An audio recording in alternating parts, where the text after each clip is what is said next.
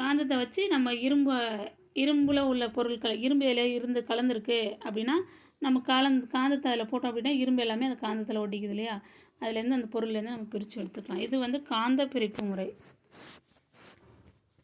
இதில் கொடுத்துருக்காங்க காந்தத்தால் கவரப்படும் பொருட்கள் காந்தத்தன்மையுடைய பொருட்கள். காந்தத்தினை பயன்படுத்தி திண்மங்களை பிரிக்கும் முறைக்கு காந்த பிரிப்பு முறைன்னு கொடுத்துருக்காங்க. அடுத்தது படிய வைத்தல் அல்லது வண்டல் படிவாக்கல். இது என்னென்னா வச்சுக்கலாம், பருப்பு வகைகளில் நம்ம கல் இருக்கும் ஓகேங்களா, அது என்ன செய்வோம் அப்படின்னா உளுந்தை நம்ம ஊற வைக்கிறோம் அப்படின்னா மாவுக்கு இட்லி மாவுக்கு அரைக்கிறதுக்கு உளுந்து ஊற வைக்கிறோன்னா நம்ம அடியில் கல் தங்குவோம், நம்ம அரிச்சு எடுப்போம் இல்லையா, அதுதான் வந்து படிய வைத்தல். உமி தூசு எல்லாம் நம்மளுக்கு மேலே வந்துடும், இல்லை சில இது அடியில் தங்கும், அதான் வந்து இது மேலே வந்துடுறது தான் வந்து படிய வைத்தல். அடியில் தங்கிறது வந்து தெளிய வைத்து இருத்தல், அதில் கூட அது சொல்லுவாங்க. அடுத்து கலங்கலான நீரிலிருந்து சேரை நீக்குதல். கலங்கலான ஒரு கண்ணாடி குழியில் வந்து நம்ம மண்ணை கரைச்சி விட்டோம் அப்படின்னா அது தனியாக அது கொஞ்சம் அந்த கலவை நம்ம கலக்கி விட்டதுக்கப்புறம் அதனுடைய சுழற்சி தன்மை கொஞ்சம் நின்றுடுச்சு அப்படின்னா மேலே நம்மளுக்கு இதில் அந்த படத்தில் கொடுத்துருக்காங்க பாருங்கள், தெளிந்த நீர் மேலே வந்துடுதும் கரையாத மாசுக்குலேருந்து அடியில் தங்குது இல்லையா, மண்ணில் அடியில் தங்குது, அதை வந்து கலங்கலான நீரிலிருந்து சேரை நீக்குதல்.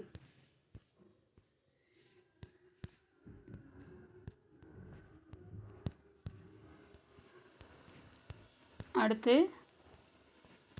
இன்னும் ஒரு 2 முறை 3 முறை தான் இருக்கும்.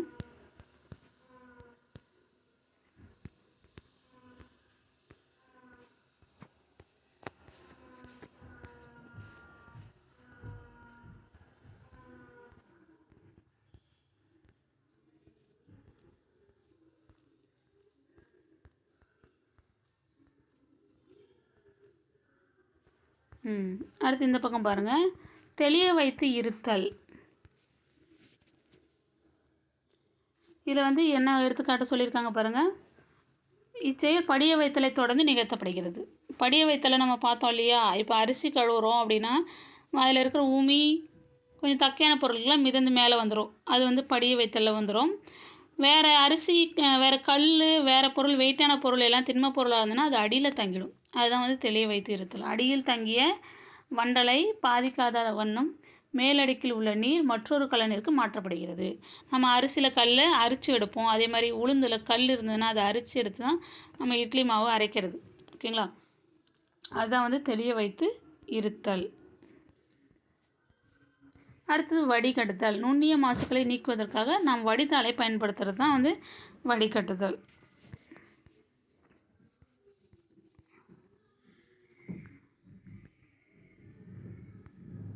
அடுத்து வேறு எதுவும் இம்பார்ட்டன்ட் இல்லை, இது படிச்சுக்கலாம். உங்களுக்கு தெரியுமா, பெரும்பாலான இல்லங்களில் நீரில் உள்ள மாசுக்களை நீக்குவதற்காக நுண்கிருமிகளை எல்லாமே இப்போ வடித்தல் முறை எல்லாமே இத்தனை முறைகள் பார்த்தோம் இல்லையா, அதே போல் நீரில் உள்ள மாசுக்களை நீக்குவதற்காகவும் நுண்கிருமிகளை புற ஊதா கதிர்களை கொண்டு அழிப்பதற்காகவும் வணிக ரீதியிலான நீர் வடிகட்டிகள் பயன்படுத்தப்படுகின்றன. இதுக்கு எடுத்துக்காட்டு என்னென்னா எதிர் சவ்வூடு பரவல், ஆர்ஓ சிஸ்டம் சொல்லுவாங்க ஓகேங்களா, பியூர் வாட்டர் நம்ம அந்த போடுவாங்க பாருங்கள், ஆர்ஓ சிஸ்டம். ஆர்ஓ சிஸ்டம்னால் என்னென்னு தெரிஞ்சுக்கணும். எதிர் சவ்வூடு பரவல், நம்மளுக்கு உப்பு நீர்லாம் எந்த பக்கம் இருக்கோ அந்த இடத்துல இந்த ஆர்ஓ சிஸ்டத்தை யூஸ் பண்ணுவாங்க. அது வந்து அந்த மிஷின் நம்ம போடுறோம் அப்படின்னா நம்மளுக்கு அங்கே உப்பு தண்ணி வந்து குடிநீராக நம்மளுக்கு மாற்றி கொடுக்கும், அது வடிகட்டி தர்றது தான் இது ஓகேங்களா. நீரில் உள்ள மாசுக்கள் நீக்கப்பட்டு நீர் சுத்திகரிக்கப்படும் அந்த இடத்துல ஓகேங்களா. இதோட இந்த 3rd லெசன் முடிஞ்சிடுச்சு. அடுத்து 4th லெசன் பார்க்கலாம்.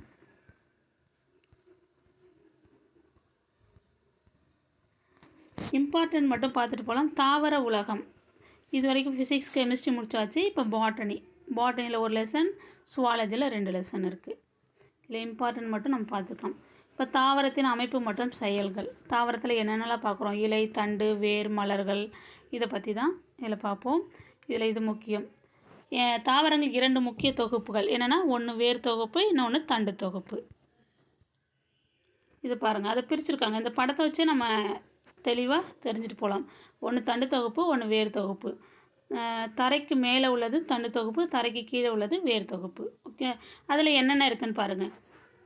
தண்டு தொகுப்பில் கீழேந்து வாங்க, தண்டு கணுவிடை, ஒரு கணுக்கும் இன்னொரு கணுக்கும் இடைப்பட்ட பகுதி கணுவிடை பகுதின்னு சொல்லுவாங்க. இது கணு ஒரு இலை அதுலேருந்து போகும் பாருங்கள், இலையோட காம்பு பகுதி அங்கேருந்து போகும், அது வந்து கணு. அடுத்து இலை கோணம், இலையிலிருந்து மேலே அந்த கிளை பக்கம் அந்த நடுவில் இருக்கிற கோண அளவு தான் வந்து இலை கோணம் சொல்கிறாங்க. அடுத்து இலை நம்மளுக்கு தெரியும், மலர் தெரியும், கனி தெரியும். அதே மாதிரி வேர் தொகுப்பில் வேர் மட்டும், வேர் வந்து இன்னும் நான் பிரிச்சுருப்பாங்க, அடுத்த படத்தில் உங்களுக்கு தெரியும். ஓகேங்களா, இதை மட்டும் தெரிஞ்சு வச்சுக்கோங்க. அடுத்து வேர் தொகுப்பு ரெண்டாக பிரிக்கிறாங்க, இதுதான் அது. ஆணிவேர் தொகுப்பு, சல்லிவேர் தொகுப்பு. ஆணிவேர் தொகுப்புக்கு எடுத்துக்காட்டு நீங்கள் படிச்சுக்கணும். அவரை, மா, வேம்பு. விதையிலிருந்து முளைவேர் தொடர்ந்து வளர்ந்து ஆணிவேரை உண்டாக்குகின்றது. இந்த வேர் வந்து நல்லா அழுத்தமாக ஸ்ட்ராங்காக நீட்டாக இருக்கும். ஓகேங்களா, இந்த அவரை, மாமரத்தில், வேப்ப மரத்துலாம் பார்த்திங்கன்னா வேர் வந்து நீட்டாக போகும். இதை வந்து ஆணிவேர் தொகுப்பு. அடுத்தது இந்த ஒரு பாருங்கள், இந்த வேர் தொகுப்பை 3ஆக பிரிச்சுருக்காங்க. முதல் நிலை வேர், இரண்டாம் நிலை வேர், மூன்றாம் நிலை வேர். முதல் நிலை வேர் அப்படின்னா இப்படி நீட்டாக போதில்லையே பெருசாக, அதான் முதல் நிலை வேர். இது வந்து ஆணிவேர் தொகுப்பு, இதான் மொத்தமாக காணப்படுது பாருங்கள். இரண்டாம் நிலை வேர்னால் இதிலேருந்து ஒன்று பிரிஞ்சு போகுது இல்லையா, நிறைய கிளையா, அது இரண்டாம் நிலை வேர். மூன்றாம் நிலை வேர்னால் இந்த கிளையிலேருந்து வேறு சின்ன சின்ன கிளைகள் போகுது இல்லையா, அதுதான் வந்து மூன்றாம் நிலை வேர். அடுத்து வேரினுடைய பணிகள் பார்த்துக்கோங்க, எது கேட்பாங்க. வேர்கள் தாவரத்தை பூமியில் நிலைநிறுத்துகின்றன. அடுத்தது மண்ணிலிருந்து நீரையும் கனிமச்சத்துக்களையும் உறிஞ்சுகிறது. இதனுடைய வேலை என்ன, வேரினுடைய வேலை என்னென்னா மண்ணில் உள்ள நீரையும் கனிம சத்துக்களையும் உறிஞ்சுவது. அடுத்து கேரட், பீட்ரூட் போன்ற தாவரங்கள் தாங்கள் தயாரித்த உணவை தங்களின் வேர்களில் வந்து சேமிக்கின்றன. தாங்கள் தயாரித்த உணவை வந்து எதில் சேமிக்குது அப்படின்னு பார்த்திங்கன்னா வேர்களில், கேரட், பீட்ரூட்லாம். அடுத்தது சல்லிவேர் தொகுப்பு. இதுக்கு எடுத்துக்காட்டு பாருங்கள், இதுதான் சல்லிவேர். இதுக்கு எடுத்துக்காட்டு நெல், புல், மக்காச்சோளம். இதில் பாருங்கள், முதல் நிலை வேர் சிறிது காலத்தில் அழிந்து தண்டின் அடிப்பகுதியில் சம பருமன் உள்ள வேர்கள் கொத்தாக தொடர்ந்து தோன்றி வளர்கின்றன. பெரும்பாலும் ஒரு வித்திலை தாவரங்களில் இவ்வேர் தொகுப்பு காணப்படும். இதுவும் படிச்சுக்கணும். ஒரு வித்திலை தாவரங்களில் வந்து என்ன வேர் தொகுப்பு காணப்படுகிறது அப்படின்னு பார்த்தீங்கன்னா சல்லிவேர் தொகுப்பு. எடுத்துக்காட்டு நெல், புல், மக்காச்சோளம். அப்போ நம்ம ஆணிவேர் தொகுப்பில் ஒரு வேர், முதல் நிலை, இரண்டாம் நிலை வேர்னு இருக்கும். இது முதல் நிலை, இதுலேருந்து பிரிஞ்சு போகுது. இரண்டாம் நிலை, இதுலேருந்து தனித்தனியாக பிரிஞ்சு போகுது. மூன்றாம் நிலை நம்ம ஆணிவேர் தொகுப்பில் நம்ம பார்த்துருப்போம். இதில் வந்து சில நாட்களில் வந்து முதல் நிலை வேர் அழிஞ்சு நிறைய சின்ன சின்ன வேர்கள் அதில் தோன்றிடும். சம பருமன் உள்ள வேர்கள் வந்து சமமாக இருக்கும், எல்லா வேர்களும் சமமாக இருக்கும், கொத்து கொத்தாக தோன்றி இருக்கும்னு சொல்லியிருக்காங்க. வேர்கள் வந்து கொத்தாக தோன்றி வளரும்னு சொல்கிறாங்க. இது வந்து சல்லிவேர் தொகுப்பு. இது ஒரு வித்திலை தாவரங்களில் காணப்படும். ஆணிவேர் தொகுப்பு வந்து இருவித்திலை தாவரங்களில் காணப்படும். அடுத்தது தண்டு தொகுப்பு. இப்போ வேர் தொகுப்பு பார்த்தாச்சு, தண்டு தொகுப்பு பார்க்கணும். தண்டுனா எது, நம்ம அந்த படத்தில் பார்த்துட்டோம். தண்டில் என்னென்ன பகுதி இருக்குதுன்னு நம்ம பார்த்துருக்கோம். கணுவிடை பகுதி, நுனி மொட்டு, கோண மொட்டுன்னு. அப்புறம் இலைக்காம்பு. இந்த படத்தை பார்த்தீங்கனாலே போதும், நீங்கள் உள்ளே படிக்கணும் தேவையில்லை. இது பாருங்கள், இதுதான் கணு. ஓகேங்களா, இந்த இலை இருக்கா, இலையும் இந்த தண்டு இருக்கு இல்லையா, இது ரெண்டும் இங்கே போகுது இல்லையா, இந்த இடம் கணுன்னு சொல்லுவாங்க. இது கணு. இப்போ கணு இடைப்பகுதி அப்படின்னா ஒரு கணுக்கும் இன்னொரு கணுக்கும் இடைப்பட்ட பகுதி தான் கணு இடைப்பகுதி. அடுத்து மொட்டு அப்படின்னா இந்த இடத்துல வரும், இந்த இலைக்காம்புக்கு நடுவு பகுதியில். அடுத்து இலையின் பாகங்கள் கொடுத்துருக்காங்க பாருங்கள், இந்த இடத்துல லைட்டாக தான் தெரியுது. இலை பரப்பு, இது மைய நரம்பு, அந்த இலையில் நரம்பு இருக்கும். விளிம்புனா அந்த ஓர சைடு வந்து விளிம்பாக சொல்கிறாங்க. தண்டுனா இதுதான் தண்டு. கணு உங்களுக்கு தெரியும், கணு இடைப்பகுதி தெரியும், ரெண்டு கணுக்களுக்கு இடைப்பட்ட பகுதி. அடுத்து இலைக்காம்பு எது சொல்கிறாங்க பாருங்க, இதுதான் இலையோட காம்பு. இந்த இலைக்காம்பு இதை சொல்கிறாங்க. அடுத்து கோணமொட்டு அப்படின்னா கணுவுக்கும் இலைக்காம்புக்கும் இடைப்பட்ட பகுதி தான் கோணமொட்டு. ஓகேங்களா. அடுத்து இலையினுடைய பணிகள், இதை படிச்சுக்கோங்க. வேரின் பணிகள் படித்த மாதிரி இலையின் பணிகள், தண்டின் பணிகளும் படிக்கணும். தண்டானது கிளைகள், இலைகள், மலர்கள் மற்றும் கனிகள் ஆகியவற்றை தாங்குகின்றன. இலையின் பணிகள் என்னென்னா ஒளிச்சேர்க்கையின் மூலம் உணவை தயாரிக்கிறது, அது வந்து இலையோட பணி. அடுத்து சுவாசித்தலுக்கு உதவுகிறது. அடுத்து இலைத்துளை வழியே நீராவி போக்கு நடைபெறுது. இதுதான் வந்து இலையின் பணிகள். அடுத்து இந்த கொஸ்டின் பாருங்கள். விக்டோரியா அமேசோனிகா என்ற தாவரத்தின் இலைகள் வந்து 3 மீட்டர் விட்டம் வரை வளரக்கூடியவையாம். இந்த படம் பாருங்கள், இவ்வளோ பெருசாக இருக்குமா இதனுடைய இலை.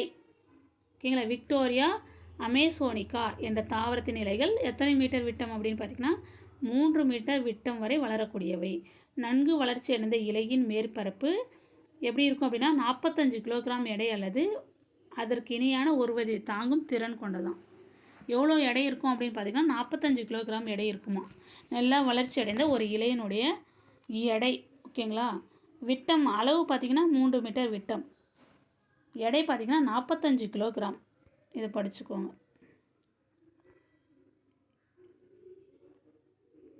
அடுத்தது பூக்கும் தாவரங்கள், பூவா தாவரங்கள். பூவின் அடிப்படையில் தாவரங்களை 2 வகையாக பிரிக்கிறாங்க. என்னென்னா பூக்கும் தாவரங்கள், பூவா தாவரங்கள். பூக்கும் தாவரத்துக்கு எடுத்துக்காட்டு சூரியகாந்தி, அது பூ பூக்குது இல்லையா, அதை வச்சு சொல்கிறது. பூவா தாவரத்துக்கு எடுத்துக்காட்டு ரிக்ஸியா. இந்த தாவரம் தான். இந்த தாவரத்தை பார்த்திங்கன்னா இதில் பூ பூக்காது, இலை மட்டும் பூ வடிவில் அழகாக இருக்கும். இது வந்து அழகு செடிக்கெலாம் நிறைய யூஸ் பண்ணுவாங்க. அந்த செடி தான் இது. அடுத்து விதை அமைந்திருக்கும் அடிப்படையில் தாவரங்கள் வந்து 2ஆக பிரிச்சுக்கிறாங்க. என்னென்னா ஆஞ்சியோஸ்பெர்ம்கள், ஜிம்னோஸ்பெர்ம்கள். ஆஞ்சியோஸ்பெர்ம்கள்னால் மூடிய விதை தாவரங்கள், ஜிம்னோஸ்பெர்ம்கள்னால் திறந்த விதை தாவரங்கள் அப்படின்னு சொல்கிறாங்க. இது படிச்சுக்கணும். மூடிய விதை தாவரங்கள்னால் விதைகள் வந்து கனிகளில் உள்ள இருக்கும். ஜிம்னோஸ்பெர்ம்கள்னால் திறந்த விதை தாவரங்கள், விதைகள் வந்து கனிகளில் புதைந்திருக்காது, வெளிப்பக்கமாக உங்களுக்கு தெரியும். எடுத்துக்காட்டு பாருங்கள். மாம்பழத்தில் என்ன இருக்கும், விதைகள் எங்கே இருக்கும், மாம்பழத்துக்கு உள்ளே இருக்குது. அது வந்து மூடிய விதை தாவரம், அதான் வந்து ஆஞ்சியோஸ்பெர்ம் சொல்லுவாங்க. அப்போ சைக்கஸ் என்ற தாவரம் வந்து திறந்த விதை தாவரம். தாவரம் வந்து விதைகள் வந்து வெளிப்பக்கமாக இருக்கும். இதை படிச்சுக்கோங்க. அடுத்து வாழிடத்தின் வகைகள் கொடுத்துருக்காங்க. அது என்னென்னா நிலவாழிடம், நீர்வாழிடம். வாழ்விடங்களின் வகைகள் 2, நிலவாழிடம், நீர்வாழிடம். இது படிச்சுக்கோங்க. இப்போ நிலவாழிடம்னா இந்த படத்தை பார்த்து தெரிஞ்சுக்கோங்க. நிலவாழிடம்னா பாலைவனத்தில் வாழுறாங்க மக்கள். பூமியில் மிகவும் வறண்ட நிலம், அதை வந்து பாலைவனம். அடுத்து புல்வெளியை விட தாவரங்கள் வளர்ச்சி அடைந்த பகுதி புல்வெளி. அடுத்து மலை பக்கத்தில் இருக்காங்க. தன்னை சுற்றியுள்ள நிலப்பரப்பிற்கு மேல் நீண்டு காணப்படும் பெரிய நிலப்பகுதி தான் வந்து மலை. இது வந்து நிலவாழிடம். நீர்வாழிடம் அப்படின்னா நிரந்தரமாக நீரால் மூடப்பட்ட பகுதி தான் வந்து நீர்வாழிடம். அது எதுன்னு பார்த்தீங்கன்னா கடல். அடுத்தது நன்னீரை வந்து நன்னீர், கடல். நன்னீர்னால் நல்ல நீர் கிடைக்கக்கூடிய இடம். ஆறு, ஏரி, குட்டை, குளம். இதில் வந்து நன்னீர் வாழிடம். கடல் வாழிடம் கடல், அங்கே வந்து உப்பு நீராக இருக்கும் இல்லையா, அதுதான் கொடுத்துருக்காங்க. இதை படிச்சுக்கோங்க. அதாவது என்னென்னு கொடுத்துருக்காங்க உதாரணம், இதை மட்டும் படிச்சுக்கோங்க. இதில் என்னென்னா உலகின் மிக நீளமான நதி நைல் நதி. உலகின் மிக நீளமான நதி நைல் நதி. இது 6650 கிலோமீட்டர் நீளமுடையது. இந்தியாவில் மிக நீளமான நதி கங்கை. இதன் நீளம் 2525 கிலோமீட்டர். இதுவும் படிச்சுக்கோங்க. ஓகேங்களா. இது இந்தியாவில் கங்கை, உலகத்தில் நைல் நதி, நீளமான நதி. நிலவாழிடம் தான் நம்ம பார்த்துட்டோம். நிலவாழிடங்கள் வந்து 3 வகையாக பிரிச்சுருவாங்க. காடுகள், புல்வெளிகள், பாலைவனங்கள். நம்ம அந்த படத்தை வச்சு நம்ம தெரிஞ்சாச்சு. ஓகேங்களா. இந்த ஒரு உங்களுக்கு தெரியுமா இருக்கு பாருங்கள், அதெல்லாம் படிச்சுக்கோங்க. 470 மில்லியன் ஆண்டுகளுக்கு முன் உருவான நிலவாழ் தாவரங்கள் மாஸ்கள் மற்றும் லிவர்வோர்ட்ஸ்கள் ஆகும். 470 மில்லியன் ஆண்டுகளுக்கு முன் உருவான நிலவாழ் தாவரங்கள் என்னென்னா மாஸ்கள், லிவர்வோர்ட்ஸ்கள். அடுத்து தென் அமெரிக்காவில் உள்ள அமேசான் மலைக்காடுகள் உலகிற்கான ஆக்சிஜன் தேவையில் பாதியை உற்பத்தி செய்தான். தென் அமெரிக்காவில் அமேசான் மலைக்காடுகள் பற்றி நீங்கள் தெரிஞ்சிருப்பீங்க, கேள்விப்பட்டிருப்பீங்க. அந்த காடுகள் வந்து உலகிற்கான ஆக்சிஜன் தேவையில் பாதியை வந்து உற்பத்தி செய்கிறதா சொல்லியிருக்காங்க. இது கேட்கலாம். தென் அமெரிக்காவில் அமேசான் மலைக்காடுகள் இருக்குது. அதுதான் வந்து ஆக்சிஜன் தேவையை வந்து நம்மளுக்கு உற்பத்தி செஞ்சு தருது. அடுத்தது காடுகளில் வந்து இந்த மழையின் சராசரி மழை அளவு காடுகளில் வந்து 25 to 200 சென்டிமீட்டராக இருக்கும்.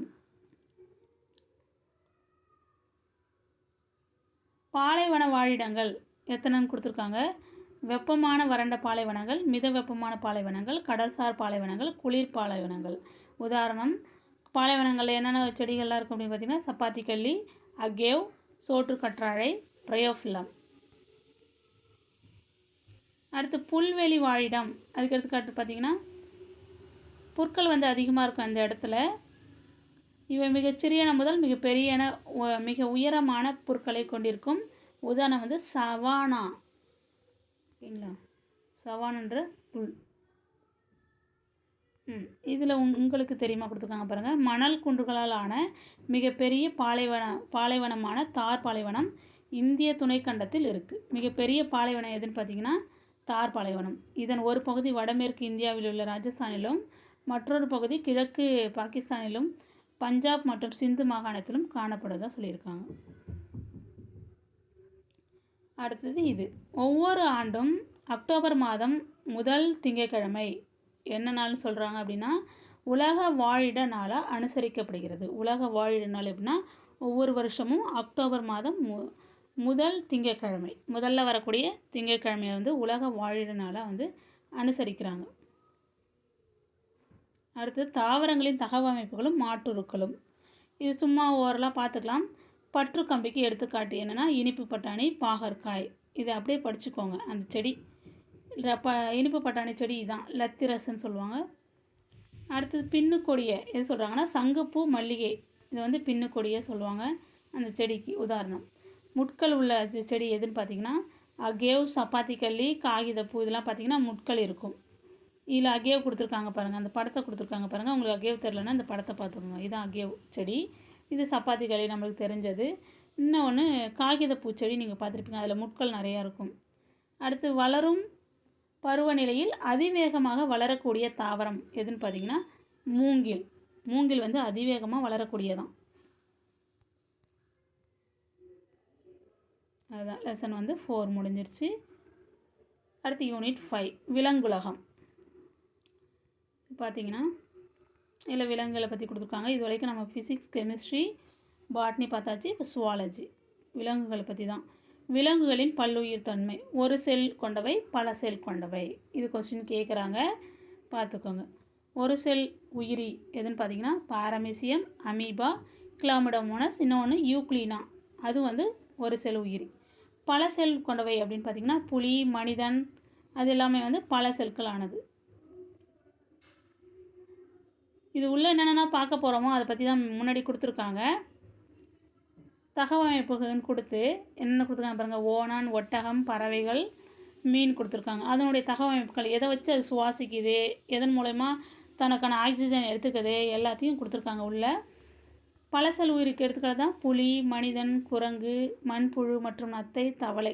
இதெல்லாமே பல செல் உயிரி. ஒரு செல் உயிரி இந்த 4 மட்டும்தான் குறிப்பிட்டிருக்காங்க. பாரமீசியம், அமீபா, கிளாமிடோமோனஸ், யூக்ளினா.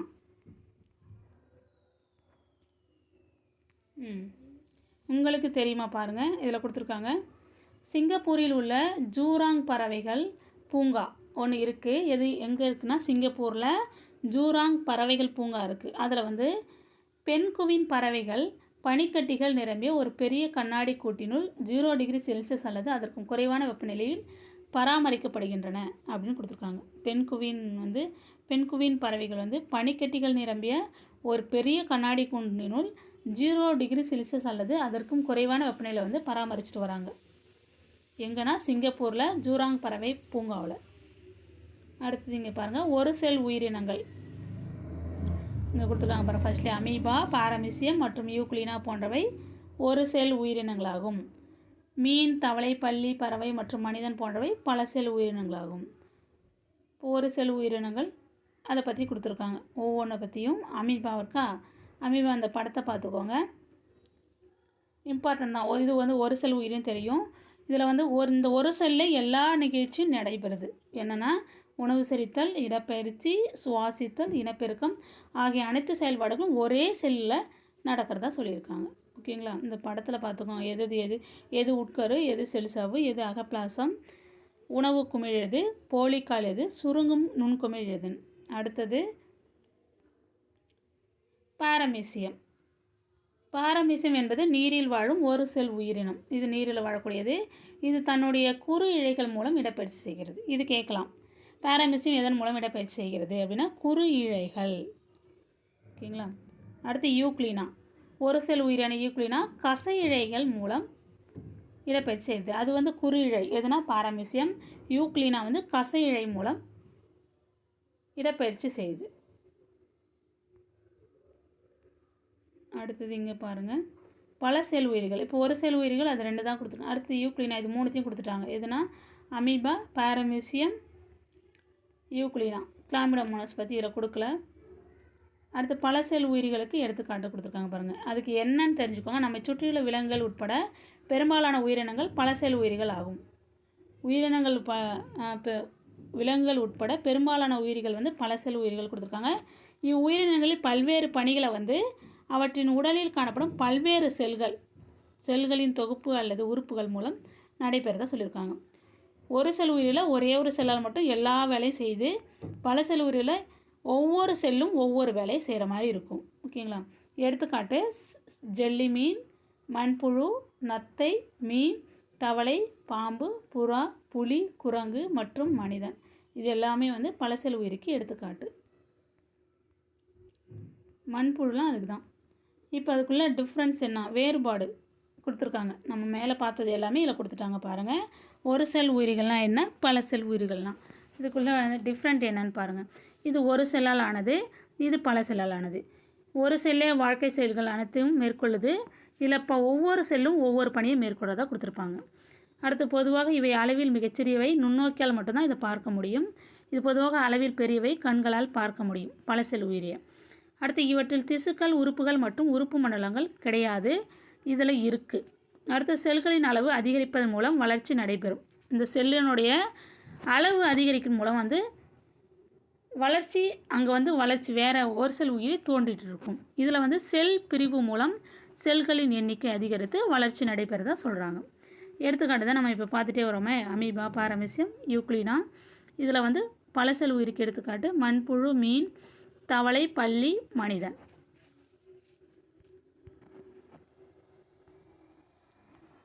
அடுத்து விலங்குகளின் தகவமைப்பு. மீன் எங்கே வாழுது, தவளை எங்கே வாழுது, அதை பற்றி தான் அவங்க கொடுத்துருக்காங்க. மீன்கள் வந்து நன்னீர் அல்லது கடல் நீரில் வாழுது. தவளை வந்து இருவாழ்வி அப்படின்னு சொல்லுவாங்க. இதெல்லாம் அப்படியே சும்மா ஓரலாக பார்த்துக்கோங்க. பல்லிகள், அதில் மீன்கள் வந்து எதன் மூலமாக சுவாசிக்குது, தவளைகள் எதன் மூலம் சுவாசிக்குது, அதை தெரிஞ்சு வச்சுக்கோங்க. மீன்கள் வந்து நன்னீரில் வாழக்கூடியது. மீன்கள் செவில்கள் எனப்படும் சிறப்பு உறுப்புகளை பெற்றிருக்கும். இவை வந்து நீரில் கரைந்திருக்கும் ஆக்சிஜனை உறிஞ்ச உதவுது. மீன்கள் உள்ளது செவில்கள் வந்து ஆக்சிஜனை உறிஞ்ச உதவுது. நீரில் சுவாசிப்பதற்கேற்ப தகவமைப்புகளை பெற்றுள்ளதாக சொல்லியிருக்காங்க. அடுத்தது இங்கே பாருங்கள். நீரில் நீந்துவதற்கு துடுப்புகள் பயன்படுது இதில். ஓகேங்களா? அடுத்தது நீங்கள் தவளை எடுத்துக்கிட்டீங்க அப்படின்னா, தவளைகளை வந்து நீரிலும் வாழும் நிலத்திலும் வாழும் தவளைகள் இரட்டை வாழ்க்கை முறை அப்படின்னு சொல்கிறாங்க. ஏன்னா அது நீரிலும் வாழுது, நிலத்திலும் வாழுது. மாறும் வெப்பநிலையில் உள்ள விலங்குகள் இவை. இவற்றில் தலை மற்றும் 2 ஜோடி கால்களை பெற்ற பெரிய உடற்பகுதி இருக்கும்.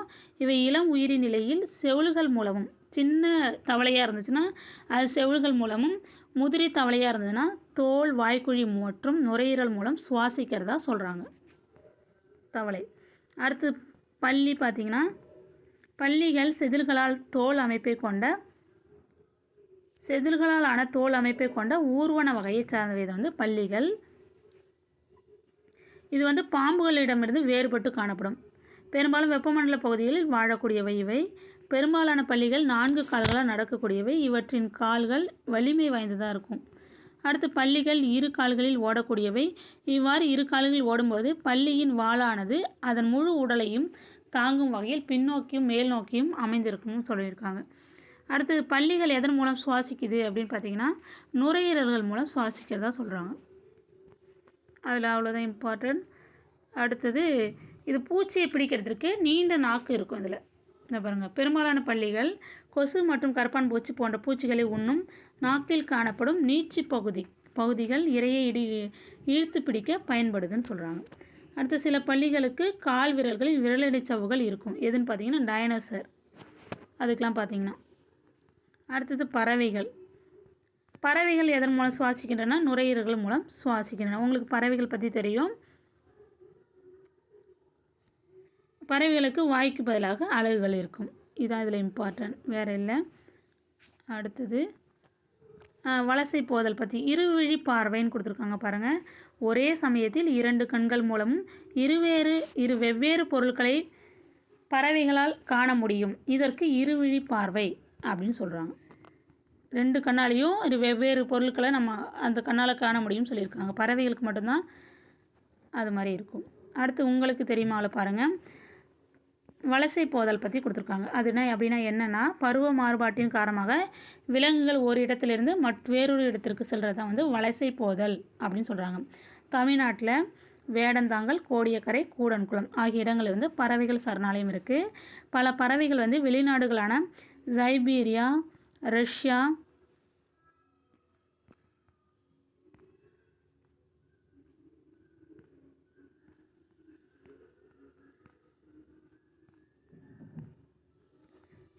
ரஷ்யாவிலிருந்து வேடந்தாங்கல் வருதான். வெளிநாட்டிலேருந்து இங்கே வருதான், வேடந்தாங்கலுக்கு வருதான். எந்த நாட்டில் உள்ளது அப்படின்னா சைபீரியா மற்றும் ரஷ்யாவிலிருந்து வேடந்தாங்கல் வந்து வரதா சொல்கிறாங்க. அதே போல் கோடை மற்றும் வறட்சி அதிகம் உள்ள காலங்களில் நம் நாட்டு பறவைகள் வெளிநாட்டுகளுக்கு வலசை போகின்றன. எனவே இவை வலசை போகும் பறவைகள் அப்படின்னு சொல்கிறாங்க. அடுத்து ஒட்டகத்தை பற்றி கொடுத்துருக்காங்க. அதனுடைய சிறப்பு என்ன அப்படின்னு பார்த்தீங்கன்னா, ஒட்டகத்திற்கு நீண்ட கால்கள் இருப்பதால் பாலைவனத்தில் உள்ள சூடான மணலிற்கு மேலே அதன் உடல் சற்று உயரத்தில் இருக்கின்றது. அடுத்து இவை கிடைக்கும் போதெல்லாம் அதிக அளவு நீரை அருந்தி தன் உடலில் சேமித்து வைத்து கொள்கின்றன. அது எப்போல்லாம் தண்ணி கிடைக்குதோ அது வந்து அதிகமாக அளவு நம்ம அந்த நீரை குடிச்சிட்டு தண்ணீரை குடிச்சிட்டு அதன் உடலை வந்து சேமித்து வைக்கிறத சொல்கிறாங்க. ஆனால் அதுக்கு வியர்வை வந்து வெளியில் வர்றது கிடையாது. சிறுநீர் வந்து குறைந்த அளவு தான் வந்து சிறுநீர் வெளியேறும்னு சொல்கிறாங்க. இந்த பாருங்கள், ஒட்டகம் குறைந்த அளவு சிறுநீரை வெளியேற்றிக்கிறது. அதனால் அதன் உடம்புல உள்ள நீர் வந்து அதிக அளவு இருக்கும். சாணம் வறண்டு காணப்படும். அதனுடைய சாணம் எப்படின்னா வறண்ட நிலையில் இருக்குமா, தண்ணியே இல்லாத மாதிரி. அதன் உடலில் இருந்து வியர்வை வெளியேறுவது இல்லைன்னு கொடுத்துருக்காங்க. ஒட்டகம் தன் உடலில் இருந்து சிறிதளவு நீரை இழப்பதால் அதனால் பல நாட்களுக்கு நீர் அருந்தாமல் உயிர் வாழ முடியறதா சொல்கிறாங்க. அடுத்து ஒட்டகம் பெரிய மற்றும் தட்டையான கால்கள் மூலம் மிருதுவான மணலில் மீது நன்றாக நடக்கும். அதுக்கு தட்டையான கால்கள் இருக்கும், பெரிய பெரிய கால்களாக இருக்கும். அதனால் மணலில் வந்து மீது நன்றாக நடக்கும் தன்மை பெற்றுள்ளதாக சொல்கிறாங்க. இதனால் ஒட்டகம் வந்து பாலைவன கப்பல் அப்படின்னு சொல்கிறாங்க. அடுத்து ஒட்டகத்தின் நீண்ட கண் இமைகள் மற்றும் ரோமங்கள் அதன் கண் மற்றும் காதுகளை புழுதி புயலிலிருந்து பாதுகாக்கிறது. பாலைவனத்தில் ஏற்படும் புழுதி புயலின் மூலம் ஏற்படும் தூசிகள் உள்ளே செல்வதை தடுக்க அவை நாசி துவாரங்களை மூடிக்கொள்கின்றன. அது மூக்கு வழியில் இருக்கு இல்லையா, 2 துளைகள் இருக்கு இல்லையா, அதான் நாசி துவாரங்கள்னு சொல்லியிருக்காங்க. அதில் வந்து தூசிகள் பாலைவனத்தில் மணல் புழுதி இருக்கு இல்லையா, அந்த தூசிகள் போகாமல் இருக்கிறதுக்கு அது வந்து மூடிக்குதுன்னு சொல்கிறாங்க அந்த நாசி துவாரங்களை. அடுத்தது இது 2 இம்பார்ட்டன்ட். இது என்னென்னா குளிர்கால உறக்கம், கோடைக்கால உறக்கம். சில விலங்குகள் அதிகப்படியான குளிரை தவிர்க்க அனைத்து செயல்பாடுகளையும் நிறுத்தி கொண்டு உறக்கத்தில் ஈடுபடுகின்றன. குளிரை தவிர்க்கிறதுக்கு அது என்ன செய்யும் அப்படின்னா தூங்க ஆரம்பிச்சிடும். அது மாதிரி விலங்குகள் எது அப்படின்னு பார்த்தீங்கன்னா ஆமை வந்து அது ஓட்டுக்குள்ளார அடங்கி இருக்கும், குளிரை தாங்க முடியாமல். ஓகேங்களா. அதே வேளை சில விலங்குகள் அதிகப்படியான வெப்பத்தை தவிர்க்க அனைத்து செயல்பாடுகளையும் நிறுத்தி கொண்டு அது செய்கிற செயலில் நிறுத்திட்டு அது உறக்கத்தில் ஈடுபட்டுருமா. அது என்னென்னா கோடைக்கால உறக்கம்னு சொல்கிறாங்க. எடுத்துக்காட்டு ஹைபர்னேஷன், அது இங்கிலீஷில் சொல்லுவாங்க. எடுத்துக்காட்டு நத்தை. இது வந்து ஆஸ்டிவேஷன், இது ஹைபர்னேஷன், கோடைக்கால உறக்கம். அதுக்கு எடுத்துக்காட்டு நத்தை வந்து அதனுடைய ஓட்டுக்குள்ளார இருக்குமா, அதிக வெப்பத்தை தாங்க முடியாதனால. அடுத்து கங்காரு எலியை பற்றி கொடுத்துருக்காங்க. கங்காரு எலி எப்போதும் நீர் அருந்துவதே கிடையாது. இதுதான் கங்காரு எலி. இது வந்து நீர் அருந்துவதே கிடையாது. அது தான் உண்ணும் விதைகளிலிருந்து நீரை வந்து பெறதா சொல்லியிருக்காங்க. அடுத்தது என்னென்னா துருவக்கரடி, பெண்குவின், வரையாடு, சிங்கம். இது இதனுடைய வாழிடம் எங்கெங்கே வாழுது அதை பற்றி கொடுத்துருக்காங்க. அதையும் பார்த்துடலாம். துருவ பகுதியில் வாழும் துருவக்கரடி. பெண்குயின் வந்து அதுவும் துருவ பகுதி, அதாவது பனிப்பிரதேசத்தில். வரையாடு வந்து மலைப்பகுதியில், சிங்கம் வந்து காட்டில் வாழும். அதெல்லாம் எப்படி இருக்குன்னு உங்களுக்கு தெரியும். அதனுடைய தகவமைப்புகள் தான் இதில் கொடுத்துருக்காங்க. நமது மாநில விலங்கு எதுன்னு பார்த்தீங்கன்னா நீலகிரி வரையாடு. மலைகளின் மீது உள்ள பாறைகளின் இடுக்களில் மிக எளிதாக நுழைந்து உடல் சமநிலையுடன் ஏறி தாவர வகைகளை உண்ணும் திறன் பெற்றது இது. ஓகேங்களா. நம்மளுடைய மாநில விலங்கு எதுன்னு பார்த்தீங்கன்னா நீலகிரி வரையாடு. வரையாடு வந்து அது நீலகிரியில் இருக்குது. அந்த மலைகளில் வந்து இடுக்குகளில் கூட போகிறதுக்கூடிய தகவமைப்பு அது வந்து பெற்றிருக்கிறதா சொல்கிறாங்க. அதன் உடல் வந்து சமநிலையுடன் ஏறி தாவர வகைகளை உண்ணும் திறன் பெற்றதாக சொல்லியிருக்காங்க. இந்த லெசன் முடிஞ்சிருச்சு. ஓகே. ஓகேங்களா. பின்னாடி இருக்கிற கொஸ்டின் புக் பேக் கொஸ்டினை வந்து நீங்கள் ஆன்சர் படிச்சுக்கோங்க. அடுத்தது அழகு 6. இது வந்து சுவாலஜி, உடல் நலமும் சுகாதாரமும். இதில் எதை பற்றி நம்ம படிக்க போகிறோம்? இது வெரி இம்பார்ட்டன்ட் லெசன் தான் இது. இதில் என்ன படிக்க போகிறோம் அப்படின்னா ஊட்டச்சத்துக்கள் பற்றி தான் இதில் படிப்போம். ஓகேங்களா. இது நலம்னா என்ன அப்படின்னு உலக சுகாதார நிறுவனம் சொல்லியிருக்கு. என்ன அப்படின்னா, நலம் என்பது ஒரு மனிதனின் முழுமையான உடல், மனம் மற்றும் சமூக நலனை குறிப்பது அப்படின்னு யார் சொல்லியிருக்காங்க அப்படின்னா உலக சுகாதார நிறுவனம் சொல்லியிருக்கு. வேர்ல்டு ஹெல்த் ஆர்கனைசேஷன், WHO சொல்லுவாங்க. இது நோயின்றி இருப்பதை மட்டும் குறிப்பதல்ல. இதை படிச்சுக்கோங்க. அப்புறம் உணவின் ஊட்டச்சத்துக்கள் ஒரு படம் இருக்கும், அதை பார்த்தீங்கன்னா உங்களுக்கு தெரியும். ஓகேங்களா. இதை நீங்கள் இதோ இருக்கு பாருங்கள். ஊட்டச்சத்துக்களின் வகைகள் எத்தனை முதல்ல தெரிஞ்சுக்கோங்க. 6 வகைகள். என்னென்ன அப்படின்னா கார்போஹைட்ரேட்டுகள், புரதங்கள், கொழுப்புகள், வைட்டமின்கள், தாதுப்புகள், நீர். இது 6 படிச்சுக்கணும். கார்போஹைட்ரேட்டுகளின் வகைகள் கொடுத்துருக்காங்க பாருங்கள். 3 வகை. என்ன அப்படின்னா சர்க்கரை, ஸ்டார்ச், நார்ச்சத்து உணவு. இப்போ சர்க்கரை எதுலாம் நம்மளுக்கு கிடைக்குது அப்படின்னு பார்த்தீங்கன்னா பழங்கள், தேன், கரும்பு சர்க்கரை, பீட்ரூட். அடுத்து ஸ்டார்ச் நம்மளுக்கு எதுலேருந்து கிடைக்குன்னா அரிசி, சோளம், உருளைக்கிழங்கு மற்றும் பிற. நார்ச்சத்து உணவு எதுன்னு பார்த்தீங்கன்னா முழு தானியங்கள், கொட்டை உணவுகள் மற்றும் பிற. இதெல்லாம் வந்து இது 3 கார்போஹைட்ரேட்டுகளின் நிலை வகைகள். ஓகேங்களா. அடுத்தது ஊட்டச்சத்துக்கள் பற்றி பார்க்க போகிறோம்.